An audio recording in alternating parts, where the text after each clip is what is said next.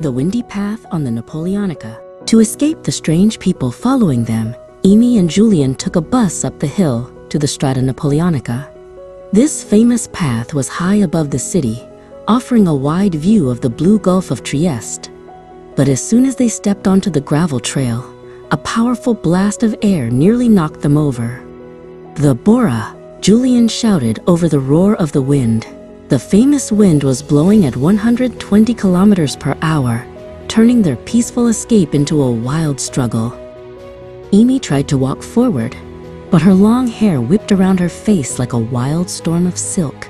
She looked like a bird trying to fly in a hurricane. Every time she took a step, the wind pushed her sideways. She giggled nervously, even though her heart was racing. "I feel like a kite," she yelled, leaning her entire body weight into the invisible wall of air just to stay upright. Julian reached out and grabbed Amy's hand to keep her from blowing away. He was stronger and more stable, but even he had to struggle against the gusts. He looked at the white limestone rocks on one side and the steep drop to the sea on the other. "Hold on to me, Amy," he commanded. They moved slowly, like two explorers crossing a mountain, while the wind howled through the trees above them. Inside the black box, the bronze music box began to hum. Amy felt a strange vibration against her ribs. She stopped for a moment and opened the lid, just a crack. The red gem on the metallic globe was no longer just pulsing. It was glowing with a steady, fierce light. It seemed to be reacting to the height of the path, or perhaps the intensity of the wind itself. Suddenly, the wind changed direction with a sharp whistle.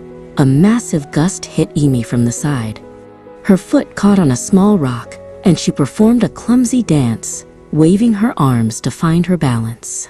"Whoa!" she screamed as the black box slipped from her hands. It tumbled through the air, heading straight for the edge of the stone wall that protected the path from the cliff. Julian didn't hesitate. He dived across the gravel, his hands scraping against the sharp stones. He caught the box just inches before it disappeared over the edge. He lay there for a second, breathing hard, clutching the music box to his chest. He looked down the steep green slope toward the sea far below and felt a shiver of dread. If the box had fallen, it would have been lost forever. They found a small alcove carved into the rock wall where the wind was less violent. Amy sat down heavily, her face red from the cold and the excitement. Julian sat beside her, checking the box for any damage. "We have to be more careful," he whispered. "This box wants to go somewhere, and I think it's trying to show us the way, even if the wind is trying to stop us." Julian stood up and looked out toward the horizon. From this height, he could see the entire Gulf. He noticed that the water far out at sea was unusually dark in one specific spot.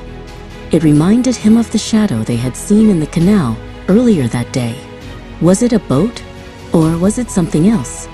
The mystery of the music box was starting to feel much bigger than a simple treasure hunt. Amy held the bronze music box out in the open air. As the red light from the globe hit the sunlight, a thin, laser-like beam of red light shot out from the gem. It didn't point toward the city or the hills. Instead, it pointed directly down into the center of the Gulf, exactly where Julian had seen the dark shadow.